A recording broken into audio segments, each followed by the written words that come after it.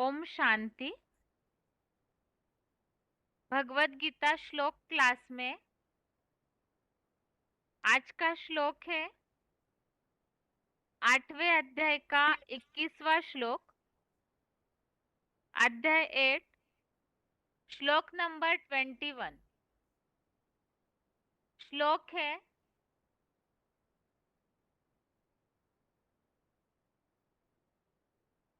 अव्यक्तोऽक्षर इत्युक्तः तमाहु परमां गतिम् यं प्राप्य न निवर्तन्ते तद्धाम परमं मम। श्लोक दोबारा। अव्यक्तोऽक्षर इत्युक्तः तमाहु परमां गतिम् यं प्राप्य न निवर्तन्ते तद्धाम परमं मम। श्लोक का संधि विच्छेद है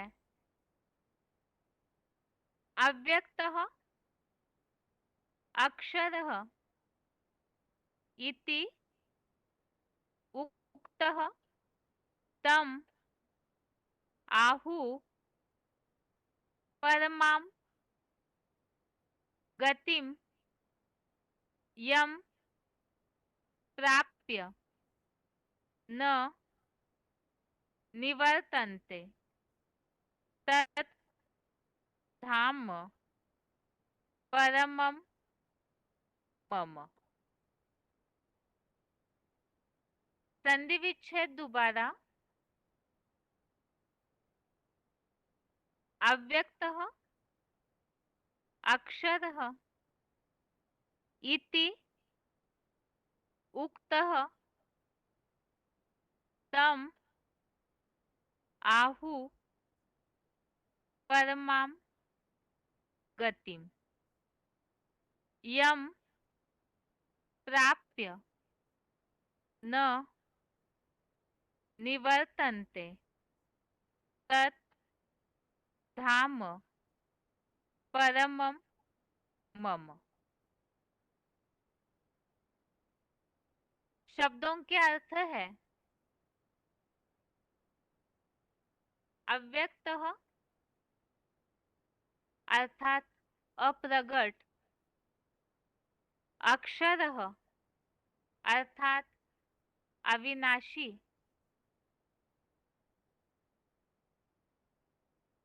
इत्युक्तः इसमें दो शब्द है इति उक्तः। इति अर्थात ऐसा, उक्तः अर्थात कहा जाता है, तम अर्थात उसको, परमां गतिम अर्थात परम गति, आहु अर्थात कहते हैं, यम अर्थात जिसको, प्राप्य अर्थात पाकर, न अर्थात नहीं, निवर्तन्ते अर्थात वापस आते, न निवर्तन्ते अर्थात नहीं वापस आते, तत् अर्थात वह, मम अर्थात मेरा, परमम धाम अर्थात परम धाम है। शब्दों के अर्थ दोबारा। अव्यक्तः अर्थात अप्रगट, अक्षरः अर्थात अविनाशी, इत्युक्तः इसमें दो शब्द है इति उक्तः।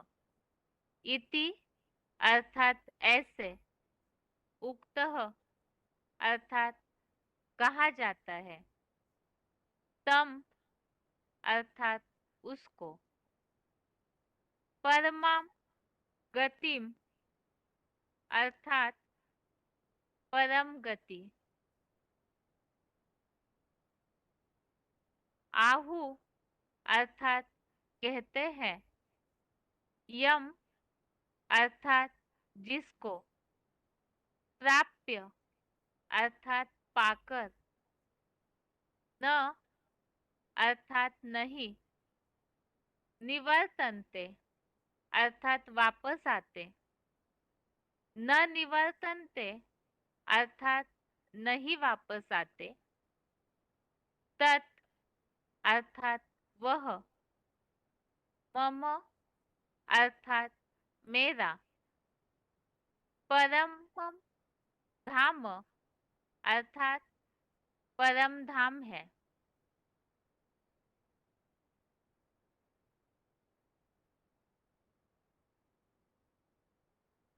श्लोक का अर्थ है अप्रगट अविनाशी ऐसे कहा जाता है। उसको परम गति कहते हैं। जिसको पाकर नहीं वापस आते वह मेरा परम धाम है। तो यहाँ परम धाम पहुंचने की बात के लिए जो बताया है ये परम धाम अप्रगट अविनाशी ऐसे कहा जाता है। उसको ही परम गति कहते हैं। और उसको पाने के बाद अर्थात परम धाम को प्राप्त करने के बाद फिर वापस नहीं आते हैं। तो ऐसा ही मेरा परम धाम है। यहाँ तो परम धाम पहुंचने की बात के लिए बताया हुआ है।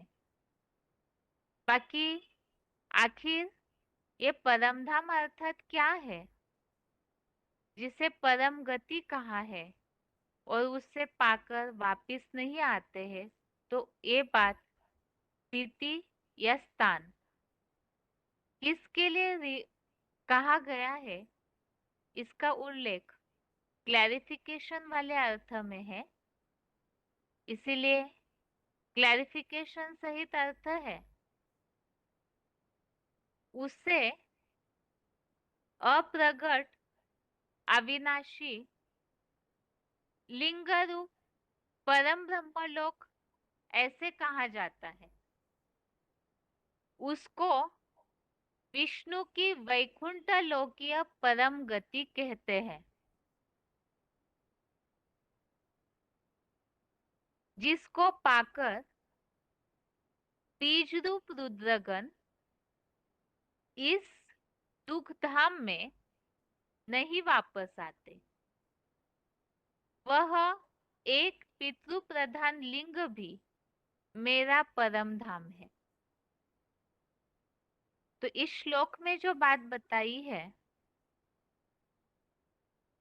जो भगवान इस बात को बता रहे हैं कि वो मेरा परम धाम है। तो कौन सा परम धाम है? एक तो है कि परम पिता शिव का हमेशा का निवास स्थान जो 5 तत्वों से भी ऊपर है ऐसा परम धाम। बाकी यहाँ जो परम धाम परम पिता शिव भगवान बता रहे हैं तो वो जब सृष्टि पर आते हैं तो उनका जो रहने का स्थान है इस सृष्टि पर जब तक वो कार्य पूरा करते हैं तब तक के लिए तो उसके लिए बताया कि उसे अप्रगट अविनाशी लिंग रूप परम ब्रह्म लोक ऐसे कहा जाता है।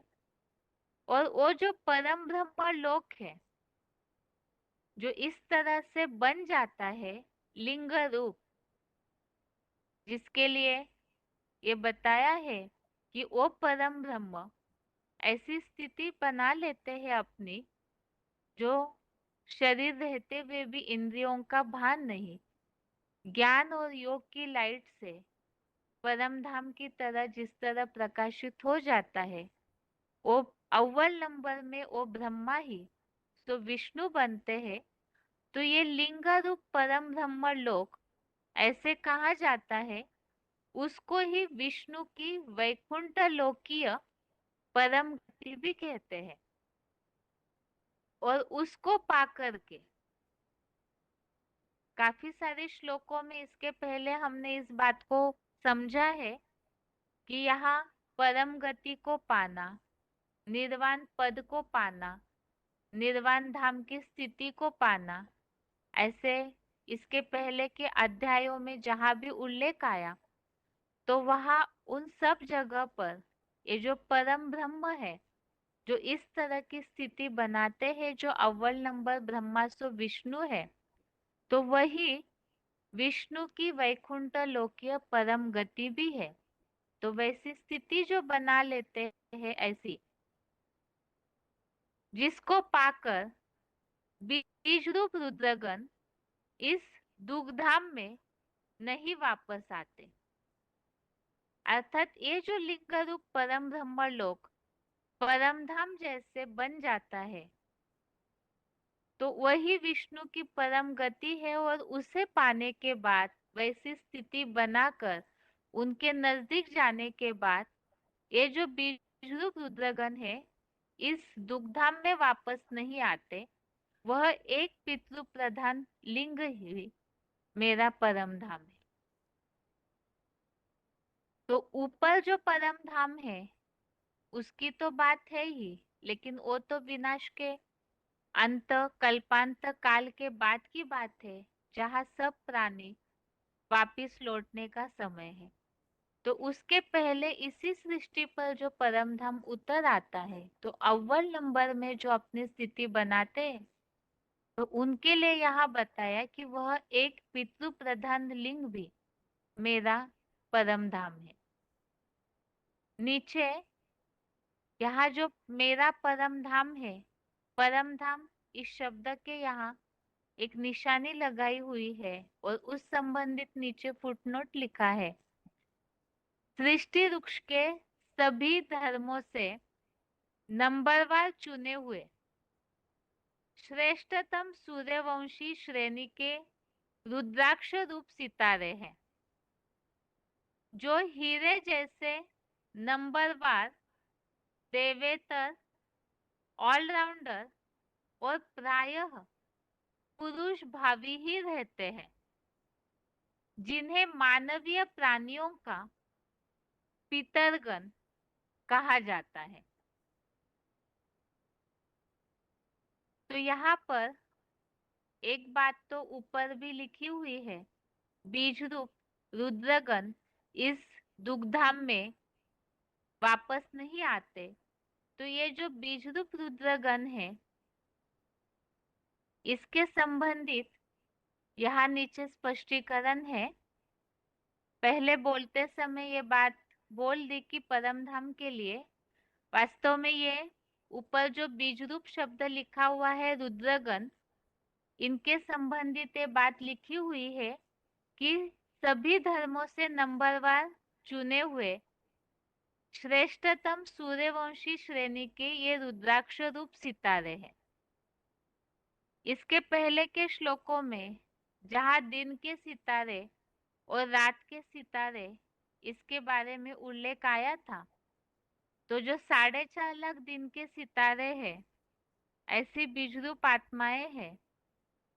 तो यही रुद्राक्ष रूप सितारे, इनके लिए यहाँ सूर्यवंशी श्रेणी के सितारे ऐसे बताया।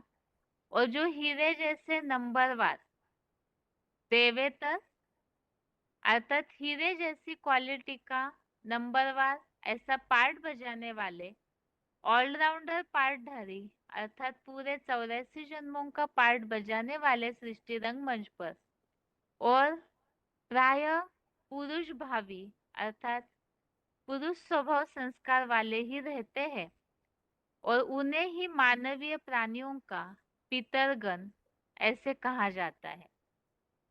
तो इसके पहले के श्लोकों में जो दिन के सितारों के लिए उल्लेख आया हुआ था, ये पितृभावी है, 4.5 लाख सितारे। तो यही रुद्राक्ष रूप सितारे, इनके लिए इस श्लोक में उल्लेख आया कि वो प्राणियों के पितरगण भी है। आज के इस श्लोक में जो खास उल्लेख आया हुआ है कि उस जो परम धाम है, पितृ प्रधान लिंग भी मेरा परम धाम है, तो जो ऐसे परम धाम की स्थिति बना लेते हैं परम ब्रह्म, जो विष्णु की वैकुंठ लोकीय परम गति भी है, तो ये यहाँ इस श्लोक में खास ये व्यक्ति विशेष की तरफ जो इशारा दिया हुआ है, यह स्पष्ट किया हुआ है। इसी संबंधित भगवत गीता के और भी अध्यायों में इसी प्रकार का उल्लेख आया हुआ है। इसके पहले तो रेफरेंस श्लोक के तौर पर इन श्लोकों को हम देखते हैं। 8वें अध्याय का ही अभी अभी जो हमने श्लोक पढ़े हैं, 15वां श्लोक, अध्याय 8 का श्लोक नंबर 15, जिसमें इस बात का उल्लेख है, मेरे पंचमुखी परम ब्रह्म महादेव पास पहुंचकर विष्णु चतुर्भुज रूप परमोत्कृष्ट वैकुंठ वासी की संपूर्ण सिद्धि को पहुंचे हुए महात्माएं इस विनाशी दुग्धाम में पुनर्जन्म नहीं पाते। तो यहाँ भी इस बात का उल्लेख है जो आज के श्लोक में है कि उस परम ब्रह्म लोक या परम गति को पाने वाले फिर इस दुग्धाम में वापस नहीं आते। तो इस श्लोक में उल्लेख है ऐसे संपूर्ण सिद्धि को पहुंचे हुए महात्माएं दुग्धाम में सीधा पुनर्जन्म नहीं पाते, अर्थात सुखधाम में सतयुग में जाते हैं, स्वर्ग में जाते हैं। आगे का रेफरेंस श्लोक है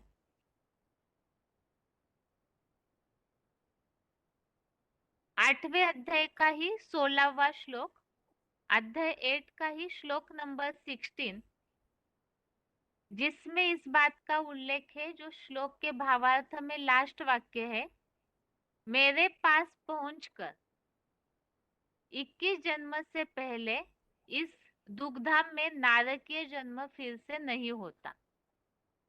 तो यहाँ भी वापिस दुग्धाम में नहीं आते, नारकीय जन्म नहीं होता 21 जन्मों के पहले, ऐसा उल्लेख है।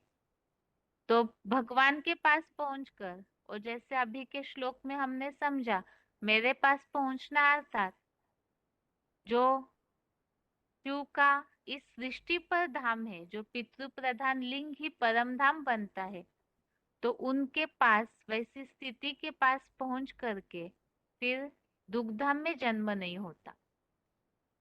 अगला रेफरेंस श्लोक है 10वें अध्याय का 12वां श्लोक, अध्याय 10 का श्लोक नंबर 12। इसमें उल्लेख है, आप शिव बाबा ही परम ब्रह्म है, श्रेष्ठतम धाम परम धाम है, परम पवित्र है। तो यहाँ पर परम धाम के लिए यहाँ स्पष्ट किया हुआ है कि आप शिव बाबा ही परम ब्रह्म है।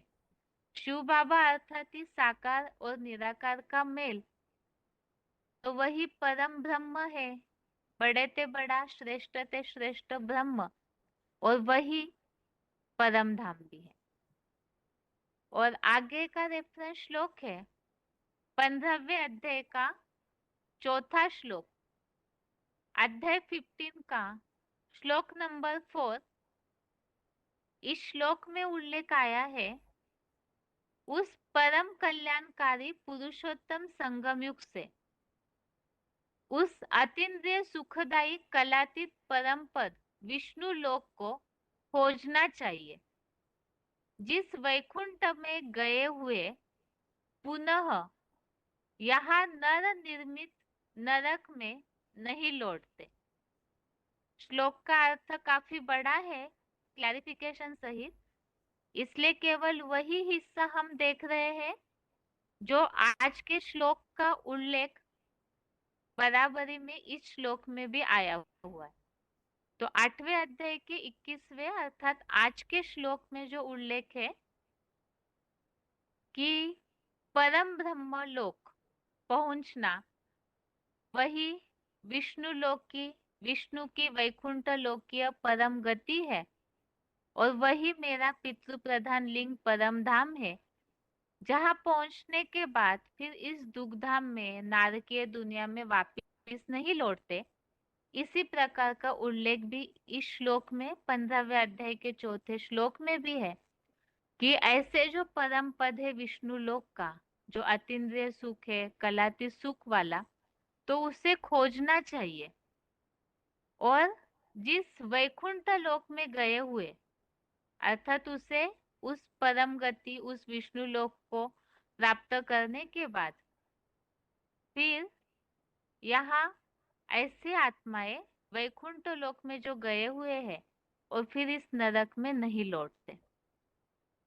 इस तरह से आज के श्लोक में जो खास स्पष्ट उल्लेख है, जो ऊपर 5 तत्वों से ऊपर जो परम धाम है, वहां तो विनाश के समय सभी को जाना ही है, जो बताया है पहले के श्लोकों में कि जो 7 अरब जितने भी है वो सब उस परम धाम में लीन हो जाते हैं। लेकिन ये तो बात की बात, उसके पहले इसी सृष्टि पर ही परम पिता शिव का जो धाम है, जो ऐसा लिंग रूप, ऐसी अवस्था परम धाम की इसी सृष्टि पर बनाते हैं, तो वो परम ब्रह्म ही विष्णु की वैकुंठ लोकीय गति है। उनके पास पहुंचने के बाद जो इस श्लोक में बताया कि उन्हें खोजना चाहिए और उन्हें प्राप्त करने के बाद फिर ऐसे दुखधाम में, नारकीय लोक में वापिस नहीं लौटते। यह आज के श्लोक का अर्थ है। उच्चारण सुनते हैं, उसके बाद श्लोक संबंधित पॉइंट्स।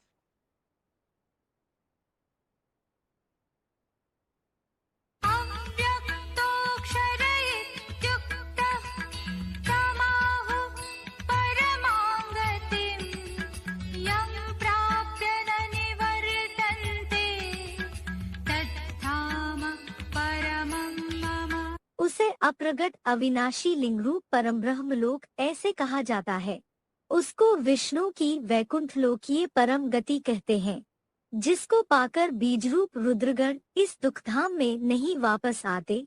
वह एक पितृ प्रधान लिंग भी मेरा परम धाम है। सृष्टि वृक्ष के सभी धर्मों से नंबरवार चुने हुए श्रेष्ठतम सूर्यवंशी श्रेणी के रुद्राक्ष रूप सितारे हैं, जो हीरे जैसे नंबरवार देवेतर, ऑलराउंडर और प्रायः पुरुष भावी ही रहते हैं, जिन्हें मानवीय प्राणियों का पितर गण कहा जाता है।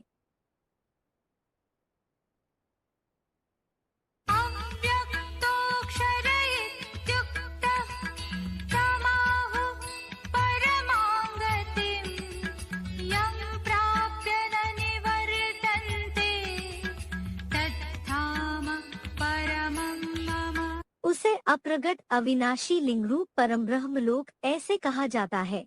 उसको विष्णु की वैकुंठ लोकीय परम गति कहते हैं, जिसको पाकर बीजरूप रुद्रगण इस दुखधाम में नहीं वापस आते। वह एक पितृ प्रधान लिंग भी मेरा परम धाम है। सृष्टि वृक्ष के सभी धर्मों से नंबरवार चुने हुए श्रेष्ठतम सूर्यवंशी श्रेणी के रुद्राक्ष रूप सितारे हैं, जो हीरे जैसे नंबरवार देवेतर, ऑलराउंडर और प्रायः पुरुष भावी ही रहते हैं, जिन्हें मानवीय प्राणियों का पितर गण कहा जाता है।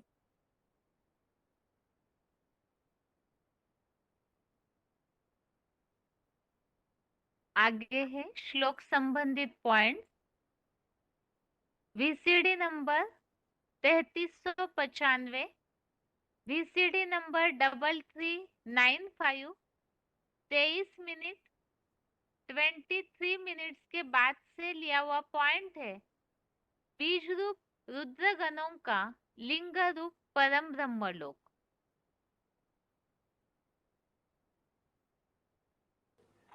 और देखो यादगार मंदिरों में दिखलाते भी हैं कि लिंग है, तो जाना जाता है।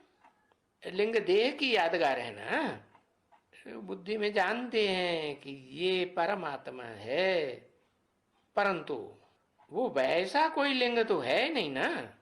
भक्ति मार्ग में उनका बहुत कोई इतना, कोई जितना इतना इतना छित जितना भी कोई कोई मंदिर में शिवलिंग रहता है, गोल गोल मंडप दिखाते हैं ना, अरे बहुत बड़ा बड़ा एकदम मंडप।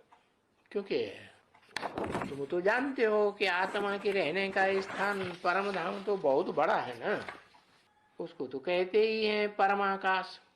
ऐसे तो यूं कहेंगे कि छोटा है, क्योंकि तुम जान गए हो, क्योंकि ये तो बेहद की बीज रूप बाप समान पितर समान आत्माओं का धाम है।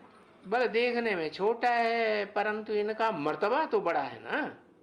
नाम ही देते हैं परम ब्रह्म। वो तो समझते हैं दुनिया में ऊंचे ते ऊंच तीन देवताएं ही हैं। कहते भी हैं गुरुर् ब्रह्मा गुरुर् विष्णु गुरुर्देवो महेश्वर। फिर कहते हैं गुरु साक्षात परम ब्रह्म तस्मै श्री गुरुवे नमः, और किसी को नमन नहीं करते। नाम देते हैं परम ब्रह्म, बड़े से बड़ा ब्रह्मा। वो तो आत्माओं के रहने का स्थान है ना। ब्रह्मा माने बड़ी अम्मा, बड़ी अम्मा के गर्भ में आत्माएं रहती हैं। तो देखो वो ऊंचे से ऊंचा है। आगे है VCD number 2852, VCD number 2852, 31 minute 31 minutes के बाद से लिया हुआ पॉइंट है अविनाशी लिंग रूप परम ब्रह्मलोक। एक परम ब्रह्म ऐसा है जिसका शरीर एकदम लाइट का गोला बन जाता है। उसको कहते हैं शास्त्रों में हिरण्यगर्भ। हिरण्य माने सोना, सोने का गर्भ। सोने का गर्भ है या चांदी का गर्भ? नहीं, सोने का। और प्योर सोने का कि उसमें कुछ मिक्स हो? नहीं, एकदम प्योर सोना। तो बताया वो जो हिरण्यगर्भ है, वो उस हिरण्यगर्भ को कहेंगे, उसकी तुलना किससे करें? है? उसका उदाहरण देंगे जो जड़ सूर्य है ना, प्रातः काल जब उगता है तो कैसा दिखाई देता है? सोने की थाली जैसा दिखाई देता है या नहीं देता है? हाँ, तो वो हुआ सोने का थाल है, लेकिन वो तो जड़ है? ऐसे ही शिव बाप जिस मुकर्रर रथ में आते हैं, उस रथ को भी क्या बना देते हैं? है? सच्चा बनाए देते हैं। सोना माने सच्चा। हाँ, कैसा सच्चा बना देते हैं? सच्चा किसे कहें? गीता में भी लिखा हुआ है, ना सते विद्यते भावो ना भावो विद्यते सते। है जो सत्य है उसका कभी अभाव नहीं होता। तो जो ऐसा शरीर है इस संसार में है, जो शरीर इस सृष्टि पर कभी खत्म ही नहीं होता। आगे है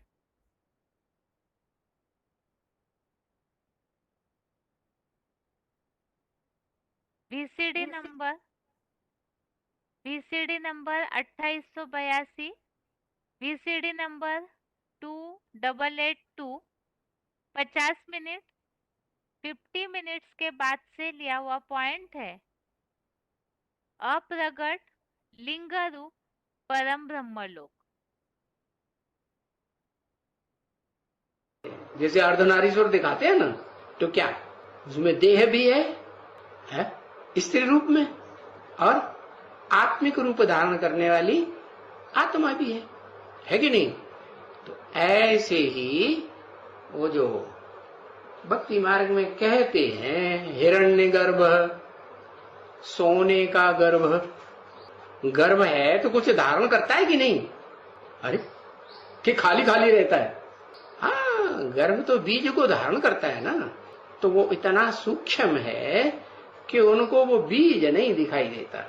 बस जैसे प्रातः काल को सूर्य लाल लाल उगता है, तो बस वो उन्हें दिखाई देता। आगे है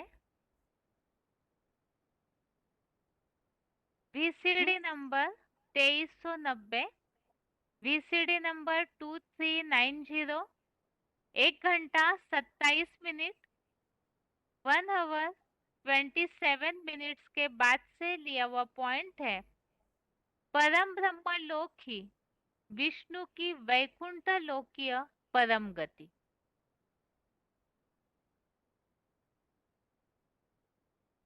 अव्वल नंबर का ब्रह्मा तो अव्वल नंबर का विष्णु, नहीं तो नंबरवार भुजाओं के रूप में विष्णु में देखा जाता है। कोई ऊपर की भुजाएं, कोई नीचे की भुजाएं, कोई दाईं ओर की भुजाएं, कोई बाईं ओर की भुजाएं, नंबरवार भुजाएं हैं। भुजाएं स्वयं चलती हैं या उनको चलाने वाला कोई ऊपर है? हाँ, भुजाओं से भी ऊपर आत्मा है। तो विष्णु में वो कौन सी आत्मा है जो चारों भुजाओं रूपी चैतन्य आत्माओं को चलाती है? कौन? वही परमात्मा इति उदाहत, जिसे परमात्मा कहा जाता है। इस मनुष्य सृष्टि में परम पदधारी, जिससे ऊंचा पद किसी का इस संसार में होता ही नहीं।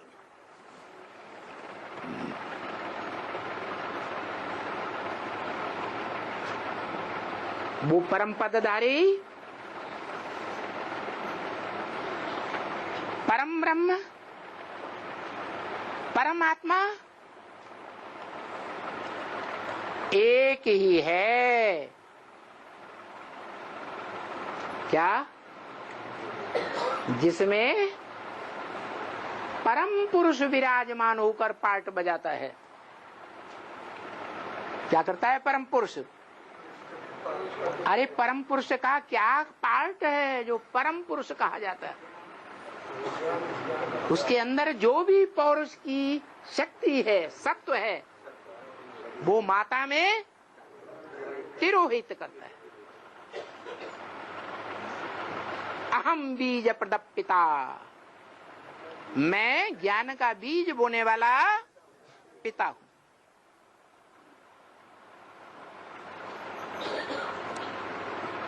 कैसा पिता? ज्ञान का बीज बोता हूं। ज्ञान का बीज बोता हूं। किसमें बोता हूं?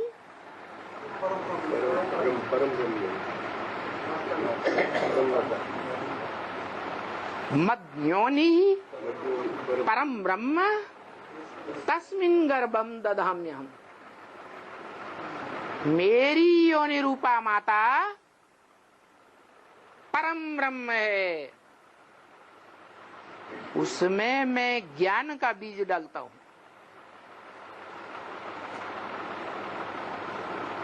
अरे परम ब्रह्म तो परम धाम को कहा जाता है।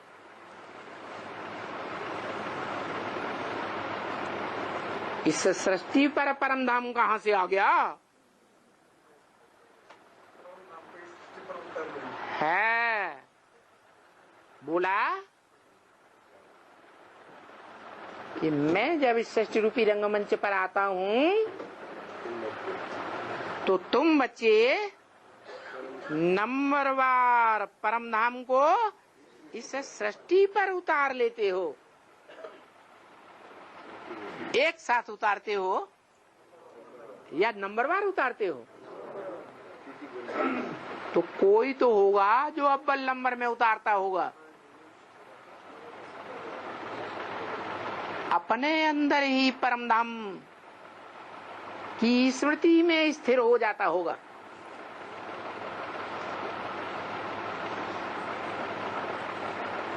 तो बोला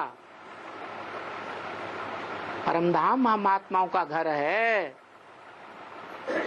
घर को याद करो। उस घर में रहने वाले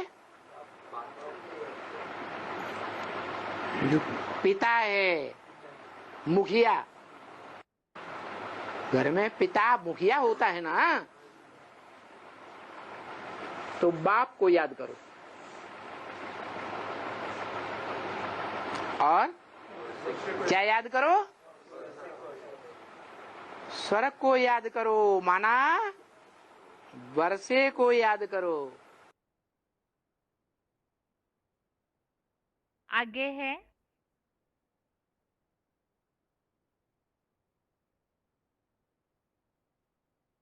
PCD number 86, PCD number 86 16 minute के बाद 16 मिनट्स के बाद से लिया हुआ पॉइंट है।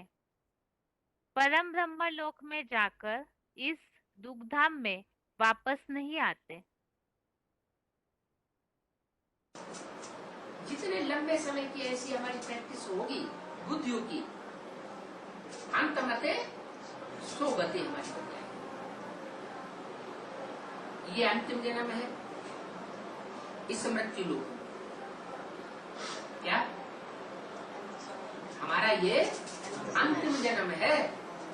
जैसे वो मनुष्यों की गीता लिखी हुई है, उसमें भी कोई बात लिखी हुई है क्या? मैं उस परम धाम का रहने वाला हूँ जहाँ जाकर के आत्माएं फिर वापस इस मृत्यु लोक में नहीं आती। उन्होंने तो अर्थ लगा दिया कि जिनकी निर्वाण धाम में जाने की स्टेज हो जाती है, जिनको निर्वाण हो जाता है, मुक्ति हो जाती है, वो कभी इस दुनिया में वापस ही नहीं आती। उसका अर्थ ये वो लगाते हैं कि दुनिया में आना ही नहीं होता, लेकिन ये अर्थ नहीं है। दुनिया में आते तो हैं, लेकिन इस पाप की दुख की दुनिया में नहीं आते। जो एक बार उस स्थिति में पहुंच जाएंगे परमधामी स्टेज में, तो फिर वापस इस कलयुगी पुरानी दुनिया में तो बताई दुनिया में नहीं आवेंगे। वो कहाँ आवेंगे?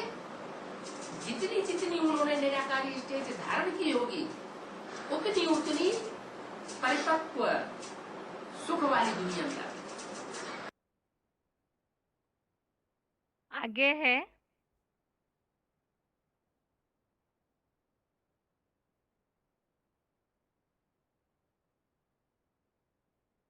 VCD number 3539, VCD number 3539 2 minute 2 minutes के बाद से लिया हुआ पॉइंट है। एक पितृ प्रधान लिंग मेरा परम धाम है।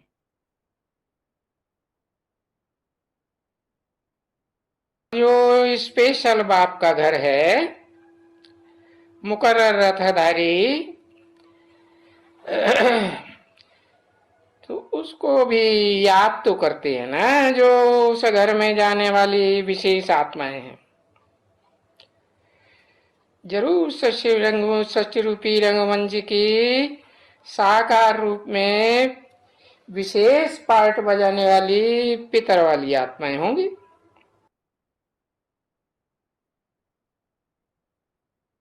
आगे है VCD नंबर 2291, VCD नंबर 2291 1 घंटा 54 मिनट 1 आवर 54 मिनट्स के बाद से लिया हुआ पॉइंट है। श्लोक में नीचे जो स्पष्टीकरण दिया हुआ है रुद्राक्ष रूप बीज रूप आत्माओं का, उस संबंधित सूर्यवंशी श्रेणी की सभी धर्मों की बीज रूप आत्माएं। दुनिया की बीज रूप आत्माएं कितनी हैं? 4.5 लाख। उन 4.5 लाख को ब्राह्मणों की 9 कुरियों में बांट दीजिए।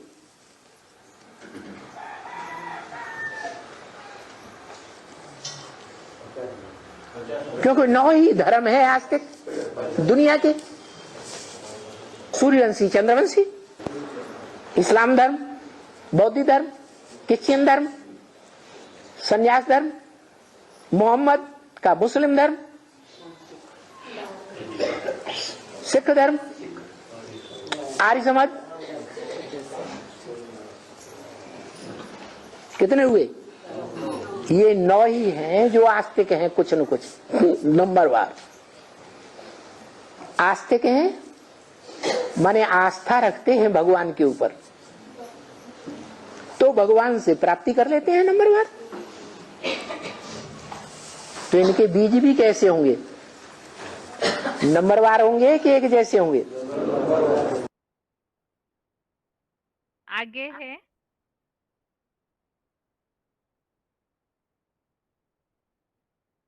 VCD number 338, VCD number 338, 33 minute 33 minutes के बाद से लिया हुआ पॉइंट है। नंबरवार देवेतर, ऑलराउंडर, मानवीय प्राणियों के पितरगण।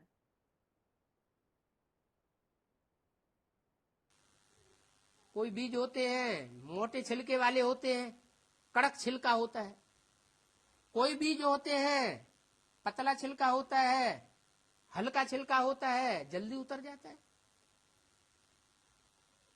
तो जो बाप के रूहानी बच्चे हैं, रूह की स्टेज में रहने वाले हैं, वो सारी दुनिया के बीज हैं, माना सारी दुनिया के बाप हैं। उन आत्माओं में सूर्यवंशियों के भी बाप है। जो सूर्यवंशी प्रजावर्ग की आत्माएं हैं उनके भी बाप हैं, चंद्रवंशियों के भी बाप हैं, उन बीजरूप आत्माओं में ही हैं। इस्लाम वंशियों के भी बाप हैं, वो बीज जो रूहानी स्टेज में अंत में टिकेंगे। बौद्ध वंशियों के भी हैं, क्रिश्चियन वंशियों के भी हैं। हर धर्म की बीज रूप आत्माएं उन 4.5 लाख में मौजूद है। तो हर धर्म की बीज रूप आत्माओं का फाउंडेशन जैसे कि पहले जन्म से ही पड़ जाता है, लेकिन बीज अपने अपने टाइम पर जब समय आता है, मौसम आता है, तो उगता है। हर एक बीज हर एक मौसम में नहीं उगता। ऋतुएं होती है ना, ऐसी ये बीज रूप आत्माओं की भी अपनी अपनी ऋतु है। जब 1250 वर्ष शुरुआत में सृष्टि चलती है, सतो प्रधान सतयुग की सृष्टि चलती है, तो सूर्यवंशी आत्मा ही जन्म लेती है। सूर्यवंशी बीजों के द्वारा ही उनकी उत्पत्ति होती रहती है। आगे है VCD number 2343, VCD number 2343, 44 minute 44 minutes के बाद से लिया हुआ पॉइंट है। बीज रूप रुद्राक्ष।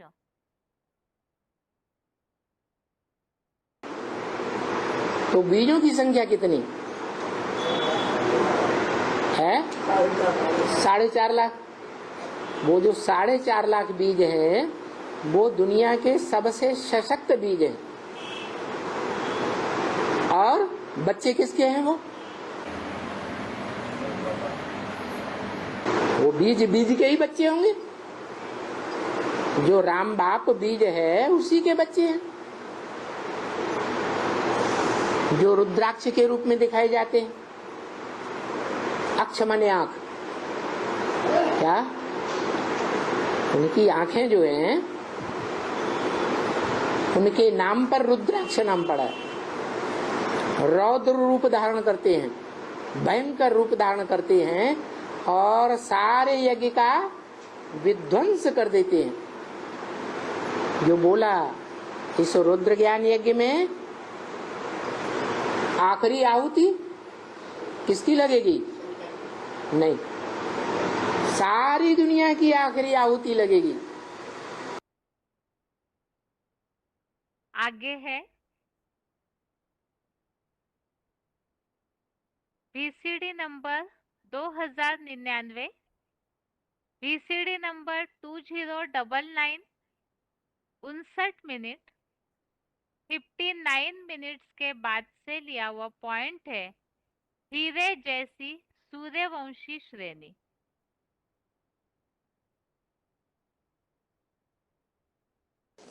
जितने भी रतन हैं उनमें सबसे जास्ती चमक कौन मारता है, कौन ज्यादा रोशनी देता है? हीरा ज्यादा रोशनी देता है। तो तुम भी ज्ञान की चमक देने वाले हीरे बनेंगे, हीरे जैसे बनेंगे। हीरे जैसे बनेंगे कैसे बनेंगे? तुमको रतन ही रतन याद आवेंगे, ज्ञान रतन, उन रतनों में भी हीरे जैसे रतन। वो हीरे जैसे रतन तुम याद करेंगे तो हीरा जैसे बन जाएंगे। संसार में हीरो पार्टधारी जैसे बन जाएंगे।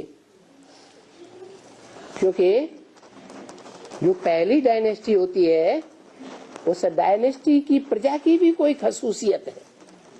क्या खसूसियत है?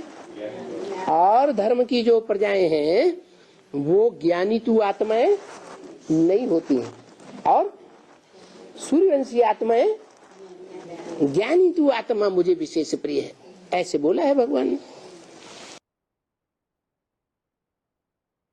आगे है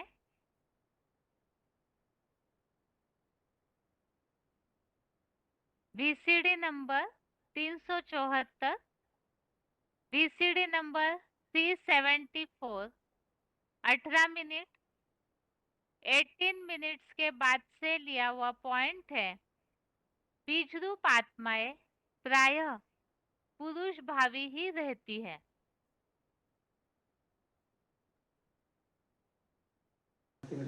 हाँ, आत्मिक स्मृति में रहने वाले आत्मा पुरुष कही जाती है। जो भी रुद्रमाला के मणके बनते हैं, जो भी 4.5 लाख आत्माएं हैं, वो सब रुद्रमाला की विशेष आत्माएं हैं, तो पुरुष स्वभाव की हैं। आगे है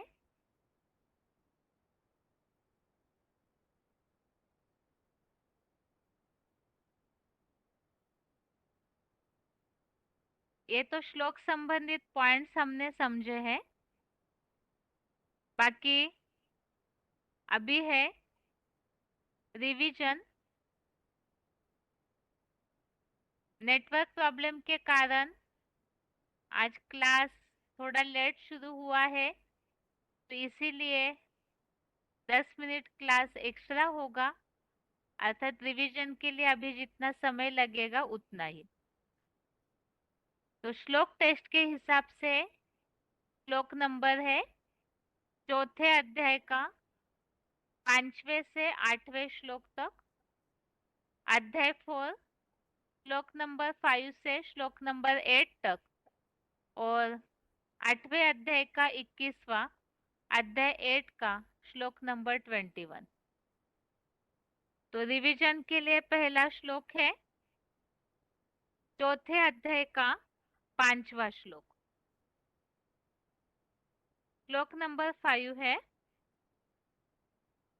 श्री भगवान उवाच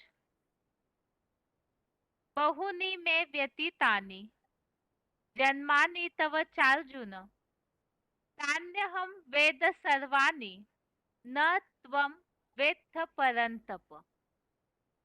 अर्थात हे अर्जुन, प्रवेश योग्य दिव्य जन्मा सदाशिव ज्योति रूप मेरे और तेरे 5000 वर्षीय चतुर्युगी के असंख्य, चतुर्युगी में असंख्य जन्म बीते हैं।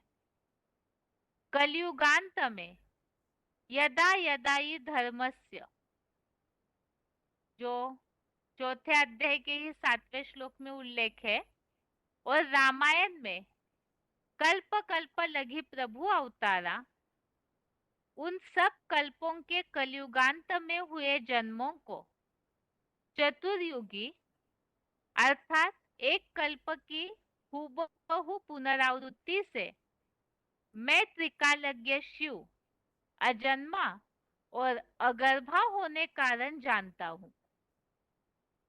पुरुषोत्तम संगम युग में खास हे कामादिक शत्रुतापक कामारी महान देवात्मा, अभी अंतिम तामसी जन्म में खास इंद्रिय सुख भोगी आत्मा तू नहीं जानता। जन्मांतरण में इंद्रिय सुख भोगते भोगते पूर्व जन्म की बातों को भूल जाता है।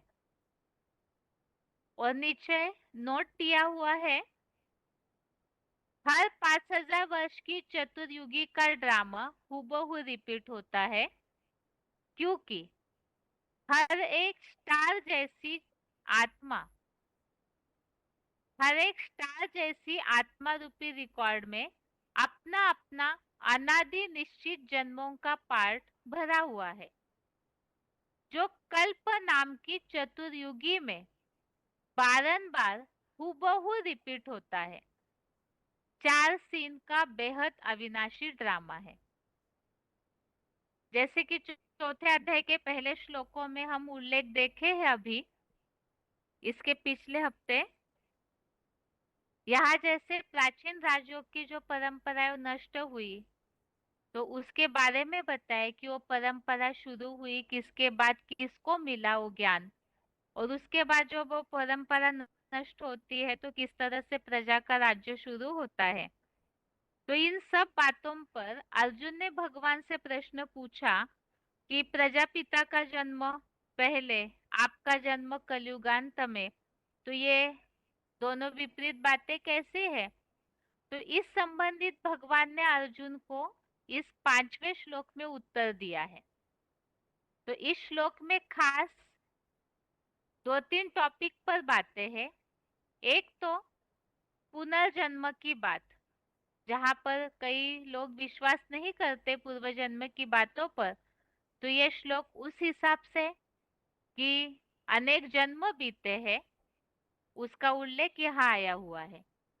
दूसरा, भगवान का भी जो कल्पांत में अवतार होता है, कल्पांत में ही, न ही हर युग में, न हर युग के अंत में, बल्कि एक कल्प पूरा होने के बाद जो अंत होता है, हूबहू पुनरावृत्ति होती है ड्रामा की, तो उस समय भगवान इस सृष्टि पर जो कार्य करते हैं उसका उल्लेख, तो उनके दिव्य जन्म का उल्लेख भी।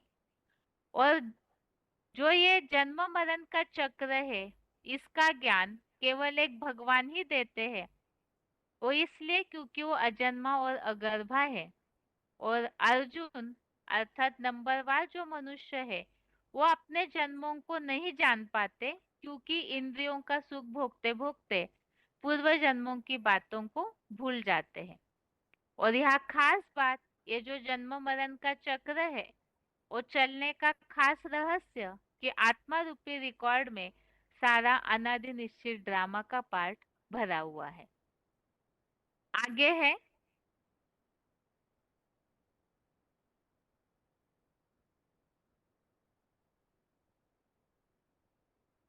चौथे अध्याय का 6वां श्लोक, अध्याय 4 का श्लोक नंबर 6। श्लोक है, अजोपि सन्न्यवयात्मा भूतानामीश्वरोऽपि सन् प्रकृतिं स्वामधिष्ठाय संभवाम्यात्म मायया।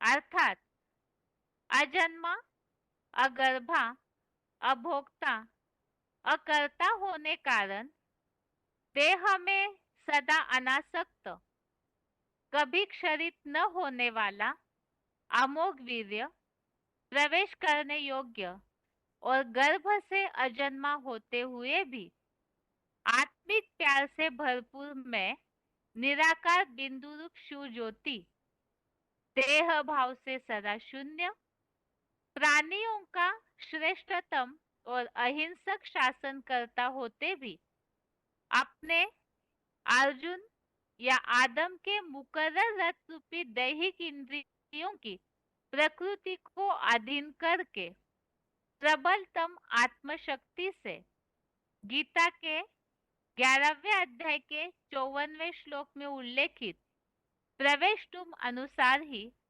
जन्म लेता हूँ। तो इस श्लोक में खास तो भगवान अजन्मा है और अजन्मा होते हुए भी वो किस तरह इस सृष्टि पर कार्य करते हैं उसका उल्लेख बताया कि वो प्रकृति को अधीन करके अपनी आत्मशक्ति से अर्थात ही प्रवेश करके जन्म लेना अर्थात उनका दिव्य जन्म होकर वो दिव्य कर्तव्य करते हैं। और यहाँ जो प्रवेश तुम इसके लिए रेफरेंस श्लोक 11वें अध्याय का 54वां श्लोक दिया हुआ है, जिसमें इस बात का उल्लेख है कि मुकर्रर रथ में भली भांति तत्वपूर्वक देखने और उसमें प्रवेश करने में समर्थ हूँ। तो प्रकृति को अधीन करके वो जो जन्म लेते हैं अर्थात प्रवेश करके कार्य करते हैं, जन्म लेते हैं। आगे है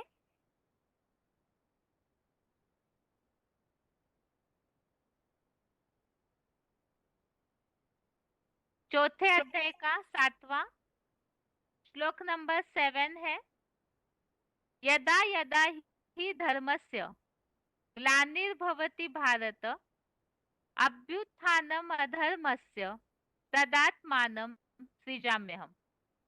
अर्थात हे भरतवंशी, जब जब तामसी कलयुगांत होते होते सनातन सद्धर्म की और धर्म पिता की घोर ग्लानि और मन वचन कर्म से हिंसक इस्लाम क्रिश्चियन आदि अधर्म या विधर्म की रुद्धि या नास्तिकता होती है, तब ही गीता के 18वें अध्याय के 66वें श्लोक में उल्लेखित सर्वधर्मान परित्यज्य अनुसार सब विधर्मियों अधर्मियों का मैं स्वयं शिव तामसी बने अर्जुन या आदम हीरो पात्र में प्रत्यक्षता रूपी दिव्य जन्म लेता हूँ।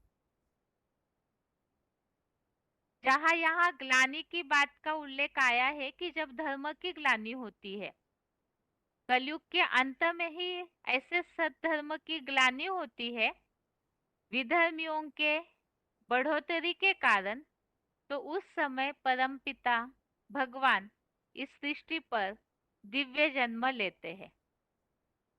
तो ये श्लोक खास करके भगवान सर्वव्यापी नहीं है, ये बात स्पष्ट करने के लिए हमने बेसिक कोर्स में भी देखा है। और दूसरी बात, जो भगवान के जन्म संबंधी जो उल्लेख है उसके लिए भी ये श्लोक कब उनका समय है इस सृष्टि पर कार्य का, तो समय की यहाँ पहचान इस श्लोक के द्वारा दी है। और जहाँ ग्लानि की बात आई उस संबंधित नीचे नोट दिया हुआ है, जैन धर्म के अंतिम आर्य में और वैदिक सृष्टि प्रक्रिया के अनुसार पापी कलयुग अंत में ही सद्धर्म और धर्म पिता आदिदेव या आदम की संपूर्ण ग्लानि होती है। यहाँ जहाँ धर्म ग्लानि की बात आई है तो वो ग्लानि का समय कलयुगांत में है, और इसी बात को जैन धर्म में और वैदिक सृष्टि प्रक्रिया में भी बताया है कि पापी कलयुग के अंत में ही ऐसे सद्धर्म और धर्म पिता की ग्लानि होती है। और इसके लिए ही आदिश्वर चरित्र का पेज नंबर 110 और 111 का फुटनोट दिया हुआ है। और श्लोक में जो 18वें अध्याय का 66वें श्लोक का उल्लेख आया है, सर्वधर्मान परित्यज्य, तो यही श्लोक यहाँ रेफरेंस के रूप में लिया हुआ है कि सारे धर्मों का पूरी तरह त्याग कर एक शिव बाबा की शरण में जा। तो सब धर्मों के त्याग की बात तब आती है जब सब धर्म मौजूद हो, और वो मौजूद होते कलयुगांत में, और उसी समय धर्म ग्लानि भी होती है। आगे है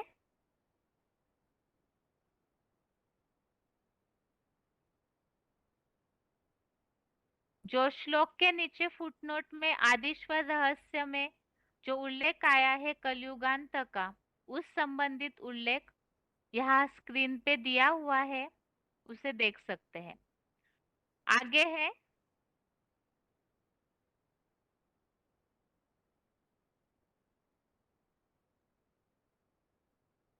चौथे अध्याय का 8वां अध्याय 4 का श्लोक नंबर 8, परित्राणाय साधूनां विनाशाय च दुष्कृतां धर्म संस्थापनार्थाय संभवामि युगे युगे। अर्थात मैं संतों की रक्षा के लिए, ज्ञान और कर्म इंद्रियों से हिंसारत दुराचारियों के विनाश के लिए और यहाँ ही 100% वैष्णवी सद्धर्म की संपूर्ण स्थापना अर्थ कलयुगांत प्लस सतयुग आदि के युगों, 2 युगों के बीच पुरुषोत्तम संगम युग में दिव्य प्रवेशनीय जन्म लेता हूँ।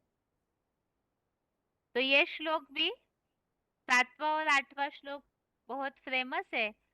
सभी ज्यादातर भक्ति मार्गीय लोग भी इस श्लोक को जानते हैं। तो इस श्लोक में भगवान किस कार्य अर्थ इस सृष्टि पर आते हैं, प्रवेश करके दिव्य जन्म लेते हैं, वो उद्देश्य यहाँ स्पष्ट किया है। संतों की रक्षा, दुराचारियों का विनाश और धर्म की संपूर्ण स्थापना। तो परम पिता के कार्यों का इसमें उल्लेख दिया हुआ है। नीचे नोट है, गीता के इन चौथे अध्याय के 7वें, 8वें और 18वें अध्याय के 66वें श्लोक के अनुसार सभी धर्मों की उपस्थिति और ग्लानि भी पापी कलयुग के अंत में ही हो रही है और सारे विश्व में 9 कुरी के मानसी ब्रह्मपुत्र भी प्रैक्टिकल AIVV में बन रहे हैं। जैसे नंबरवार युगानुकूल सभी धर्म पिताओं ने सुनाया, ऐसे ही शिव बाबा को मौखिक गीता ज्ञान श्रावणार्थ 100 वर्ष तो पंचानन ब्रह्मा द्वारा चाहिए ना।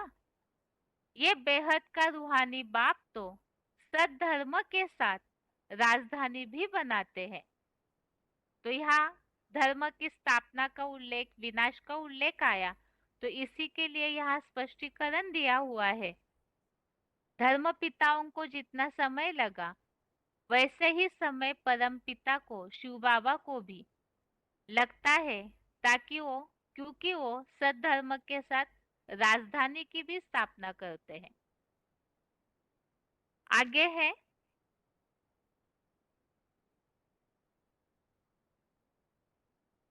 आज का श्लोक 8वें अध्याय का ही 21वां अध्याय 8 का श्लोक नंबर 21 है। श्लोक है, अव्यक्तोक्षर इत्युक्त तमाहु परमां गतिम यम प्राप्य न निवर्तन्ते तद्धाम परमं मम। अर्थात उसे अप्रगट अविनाशी लिंगरूप परम ब्रह्मलोक ऐसे कहा जाता है। उसको विष्णु की वैकुंठ लोकीय परम गति कहते हैं, जिसको पाकर बीजरूप रुद्रगण इस दुग्धाम में नहीं वापस आते। वह एक पितृ प्रधान लिंग भी मेरा परम धाम है। जहाँ बीजरूप रुद्रगणों का उल्लेख आया है, उस संबंधित नीचे लिखा है, सृष्टि वृक्ष के सभी धर्मों से नंबरवार चुने हुए श्रेष्ठतम सूर्यवंशी श्रेणी के रुद्राक्ष रूप सितारे हैं, जो हीरे जैसे नंबरवार देवेतर, ऑलराउंडर और प्रायः पुरुष भावी ही रहते हैं, जिन्हें मानवीय प्राणियों का पितरगण कहा जाता है। तो श्लोक में तो अभी अभी अर्थ समझा है कि जो साकार में परम धाम है, जो परम ब्रह्म ही परम धाम बनते हैं, ऐसी स्थिति अपनी बना लेते हैं परम धाम जैसी, और वही विष्णु की वैकुंठ लोकीय परम गति है, जिसे पाकर दुग्धाम में वापिस नहीं आते, सतयुगी स्वर्गीय दुनिया में जाते। श्लोक संबंधित रेफरेंस श्लोक हमने देखे। एक तो 8वें अध्याय का 15वां श्लोक, अध्याय 8 का श्लोक नंबर 15। आगे है,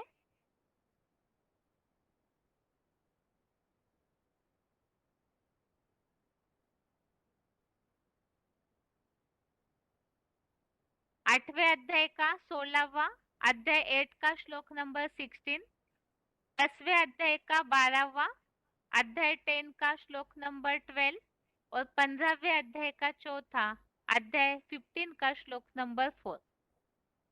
तो ये आज का श्लोक की रिवीजन, साथ में श्लोक टेस्ट के नंबर एक बार फिर से।